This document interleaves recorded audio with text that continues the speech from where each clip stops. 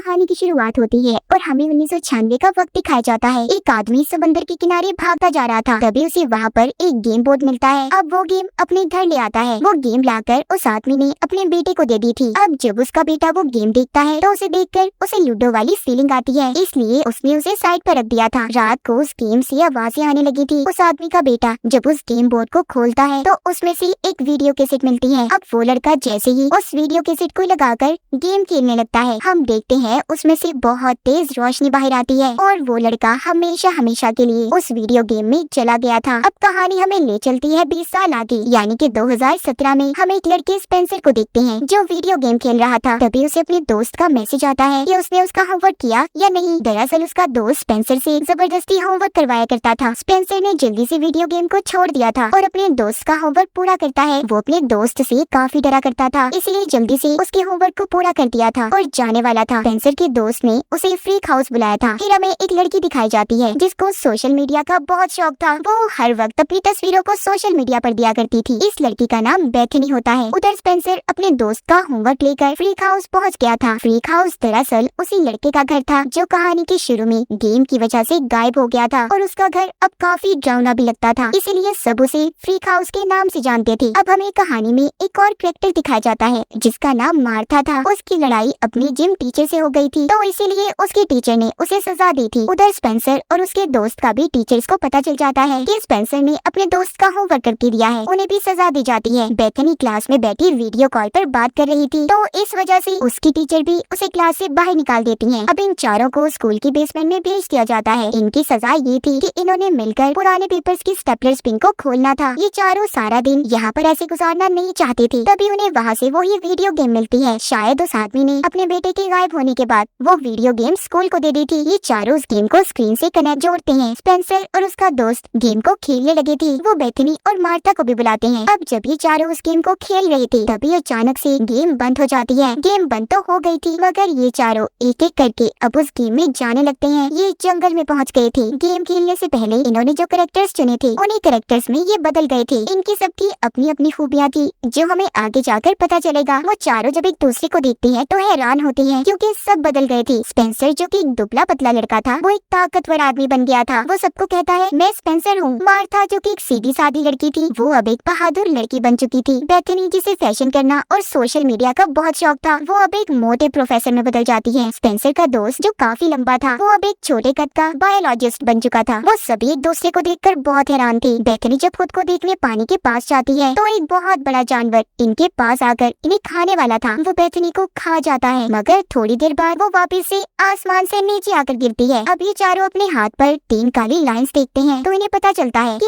ये गेम में शामिल हो गई हैं। इनके पास 3 लाइफ लाइन्स हैं, यानी कि 3 चांस से वो अपनी जिंदगी को बचा सकते हैं। तभी वो जानवर फिर से इन पर हमला करते हैं। जैसे कि बेथनी को उस जानवर ने खाया, वो फिर से जिंदा हो गई, तो उसके पास अब 2 लाइफ लाइन बची थी। ये चारों उस जानवर से बचने के लिए बहुत भागते हैं। तभी वहाँ पर एक आदमी गाड़ी लेकर आ जाता है। वो इनको बिठाकर अपने साथ ले गया था। वो अब इनको जुमांजी गेम के बारे में बताता है जो इस मूवी का नाम भी है। वो इन चारों को वेलकम करता है इस जुमांजी गेम में और इनको अब गेम के बारे में बताता है। कहता है इस गेम में भी हर गेम की तरह एक विलन है जिसने यहाँ जंगल में जैगुआर चीते की बनी हुई मूर्ति से हीरे को निकाला था, जिसके बाद सारा जंगल श्रापित हो गया और जंगल के सभी जानवर भी उसकी बात मानने लगे। उसने हीरे से सारी ताकतों को पा लिया था। अब वो आदमी हीरा स्पेंसर को देता है और कहता है कि इस हीरे को मैंने उस विलन से चुरा लिया, तुम्हें ये हीरा वापस से उसी जगह पर जाकर रखना होगा और गेम को खत्म करने से पहले जुमांजी कहना, तभी तुम इस गेम को खत्म कर पाओगे। और अब एक नक्शा देकर वो वहाँ से चला जाता है जिसमें लिखा हुआ था आगे का रास्ता। जब ये नक्शे को देखते हैं तो वो खाली था। बेथनी कहती है क्या तुम लोग पागल हो, इसमें सब कुछ लिखा हुआ है। बेथनी का यहाँ पर हमें पता चलता है कि वो अब बहादुर होने के साथ साथ काफी अक्लमंद भी बन चुकी थी। वो नक्शे को पढ़ना जानती थी। वो बताती है इस नक्शे में एक हिस्सा गायब है, अभी हम पहाड़ों के दरमियान में हैं और बिल्कुल ठीक रास्ते पर चल रहे हैं। तभी स्पेंसर का हाथ अपने बाजू पर लगता है और एक स्क्रीन ओपन होती है जिस पर सभी की स्ट्रेंथ और वीकनेस, कमजोरियां और ताकतें लिखी हुई थी। स्पेंसर के बारे में लिखा था कि वो काफी ताकतवर है और बहुत तेज भाग भी सकता है। उसकी कमजोरी कुछ भी नहीं थी। स्पेंसर का दोस्त जब अपने बारे में पता करता है तो उसे पता चलता है, बताता है कि मैं एक बायोलॉजिस्ट हूँ, मैं जानवरों से बात कर सकता हूँ और सभी जानवरों के बारे में भी जानता हूँ। और उसकी कमजोरी में था केक, कि अगर वो केक खाएगा तो मर जाएगा। मार्था जो कि एक फाइटर डांसर थी। बेथनी नक्शे को पढ़ना जानती थी। अब इन सबको समझ आ गई थी कि ये लोग जुमांजी गेम में हैं और इन्हें अब ये गेम खेलने भी होगी। तभी वहाँ पर चारों पर बाइकर्स हमला कर देते देते हैं वो इन पर गोलियां बरसा रहे थे। ये गेम में सभी एक दूसरे की मदद करते हैं। बेथनी को जब एक बाइकर मारने वाला था तभी उधर मार्था आकर उस बाइकर का मुकाबला करती है और अपनी लड़ाई से मार गिराती है। स्पेंसर का दोस्त जो कि नहीं भाग पा रहा था, स्पेंसर उसे अपने कंधों पर उठाकर भागने लगता है। अब उन लोगों से बचते बचते ये चारों एक झरने के पास पहुंच गए थे। इनके पास कूदने के अलावा कोई दूसरा रास्ता नहीं था। तभी मार्था को पता चलता है कि उसे एक गोली लगी है, वो भी मर जाती है मगर कुछ देर के बाद आसमान से आकर गिरती है। इसका मतलब उसकी भी एक लाइफ खत्म हो चुकी थी। यहीं पर स्पेंसर का दोस्त उससे लड़ने लगता है, कहता है कि ना तुम इस गेम को खेलते और ना ही आज हम इस मुसीबत में होते। स्पेंसर कहता है बकवास नहीं करो, मैंने अकेले इस गेम को नहीं खेला था। स्पेंसर का दोस्त जो हर वक्त उस पर हुक्म चलाता और डराया करता था, वो आज भी ऐसा ही कर रहा था और इसी लड़ाई के दौरान वो स्पेंसर को धक्का दे देता है जिससे स्पेंसर एक खाई में जाकर गिरता है मगर वापस से जिंदा हो गया था। उसकी भी एक लाइफ खत्म हो गई थी। जब स्पेंसर वापस आता है तो ये लोग एक दूसरे से कहते हैं ऐसे तो हम कभी भी नहीं निकल पाएंगे इस गेम से, हमें लड़ने से अच्छा है इस गेम को अच्छे से खेलना होगा। ये चारों नक्शे के मुताबिक एक बाजार में पहुंच गए थे जहाँ पर स्पेंसर का दोस्त गलती से केक खा लेता है क्योंकि उसे भूख लगी हुई थी और इसी वजह से उसकी मौत हो जाती है मगर थोड़ी देर बाद वो दोबारा जिंदा हो गया था। जैसा कि हम जानते हैं सबके पास लाइफ जिंदगी के 3 चांस हैं। उधर बाजार में इनके सामने एक बच्चा आता है जो इन्हें एक जगह पर ले आया था और कहता है वेलकम टू द जुमांजी। अब वो इन्हें कमरे के पास ले आया था और कहता है अगर आंखें झपकाएं तो ये तुम्हें मार देगा। इतना कहकर वो चला गया था। इन्हें इस पहेली को सुलझाना था। वो जब उस कमरे में जाते हैं जहाँ पर एक बॉक्स में बहुत बड़ा सांप था, स्पेंसर जब उसको खोलता है तो इन्हें अब पता चलता है कि आंखें इन्हें सांप से मिलानी है। बेथनी कहती है मैं ऐसा कर सकती हूँ, जो कि अब एक प्रोफेसर में बदली हुई थी मगर जब वो सांप के आगे बैठती है तो डर जाती है। वो सांप तभी मार्था पर हमला कर देता है मगर स्पेंसर ने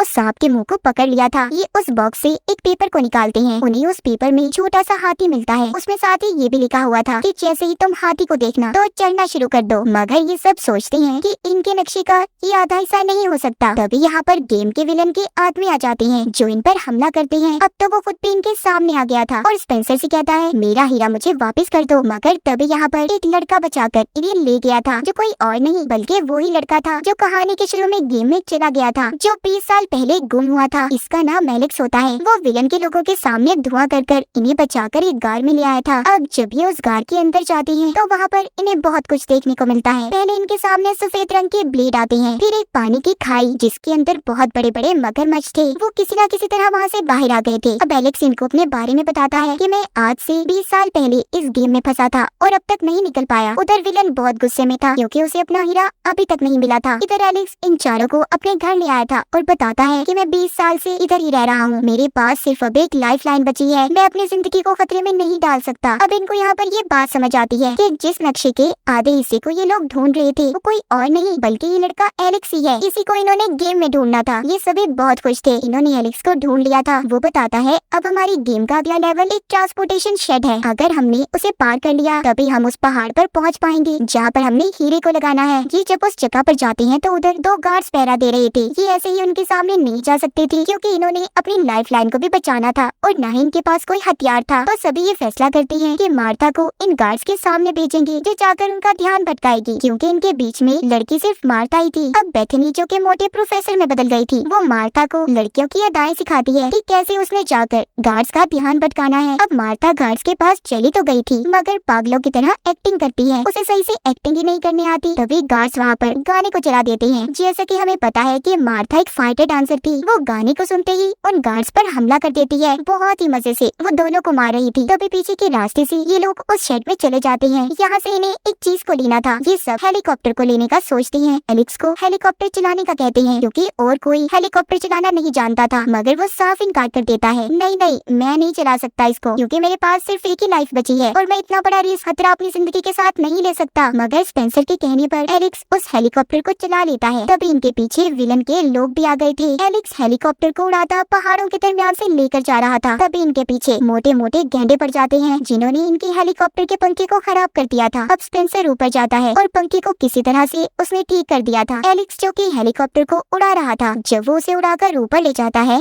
तो अब स्पेंसर के दोस्त को याद आता है कि हीरा उसके बैग से नीचे गिर गया है। सवाल अब ये था कि उसको लेने कौन जाएगा क्योंकि उस हीरे के इर्द गिर्द बहुत बड़े बड़े जानवर घूम रहे थे। तभी स्पेंसर अपने दोस्त को धक्का दे देता है। सभी बहुत बड़े बड़े जानवर उसके दोस्त के पीछे पड़ जाते हैं। पीछे से स्पेंसर ने आकर उस हीरे को उठा लिया था। एलेक्स भी उसे बचा लेता है, मगर स्पेंसर के दोस्त को उन जानवरों ने मार दिया था। जब वो दोबारा से जिंदा होकर आसमान से नीचे गिरता है तो एलेक्स हेलीकॉप्टर को उल्टा करता है और तभी स्पेंसर ने अपने दोस्त के हाथ को पकड़कर उसे बचा लिया था। ये पहाड़ पर पहुंच गए थे और बहुत खुश होते हैं। तभी एक मच्छर एलेक्स को काट जाता है जो उसकी कमजोरी थी। वो बेहोश हो जाता है। इधर कोई भी नहीं चाहता था कि वो एलेक्स को ऐसे ही छोड़कर आगे बढ़े। तभी यहाँ पर बेथनी अपनी एक लाइफ लाइन एलेक्स को दे देती है। एलेक्स तो जिंदा हो गया था मगर बेथनी की एक लाइफ कम हो चुकी थी। ये उस जगह पर पहुँच जाती है जिधर चीते की मूर्ति बनी हुई थी। ये सब यहाँ पर आ तो गई थी मगर आकर सोचते हैं कि इतना सब कुछ आसान नहीं हो सकता जितना हमें लग रहा है। कुछ ना कुछ तो गड़बड़ जरूर है। इनमें से स्पेंसर कहता है मैं जाऊंगा पहले इस रास्ते पर, मगर जब ये थोड़ा सा आगे बढ़ता है तो बहुत से जानवर इस पर हमला कर देते हैं। एक चीते ने स्पेंसर को मार दिया था। जब वो वापस से जिंदा होकर आता है तो यहाँ पर वो अपने दोस्तों को बताता है कि रास्ता बहुत ही खतरनाक है, हम ऐसे एक ही रास्ते पर नहीं चल सकते। मेरे पास एक आइडिया है, हमें अलग अलग रास्तों पर चलना होगा। जब ये सभी अलग अलग रास्ते पर चल रहे थे तो स्पेंसर के दोस्त को एक बहुत बड़ा हाथी मिलता है। उधर विलन ने बेथनी को पकड़ लिया था और स्पेंसर से कहता है जो हीरा तुम्हारे पास है मुझे दे दो वरना मैं इसे यहीं पर मार दूंगा। तभी पीछे से स्पेंसर का दोस्त आता है जिसके पास हीरा था। वो बहुत बड़े हाथी के ऊपर बैठा हुआ था। इधर बहुत से चीते उस पर हमला कर देते हैं। वो हीरा उसके हाथ से छूटकर ऊपर की तरफ गिर गया था। विलन भी बेथनी को छोड़ देता है। मार्ता यहाँ पर स्पेंसर से कहती है तुम ऊपर जाओ, हीरा मैं तुम्हें ला कर देती हूँ। अब स्पेंसर एक बाइक लेता है। उसने पहाड़ पर चढ़ना शुरू कर दिया था। उसकी राइडिंग बहुत ही शानदार थी। वो अपनी बाइक को नहीं रोकता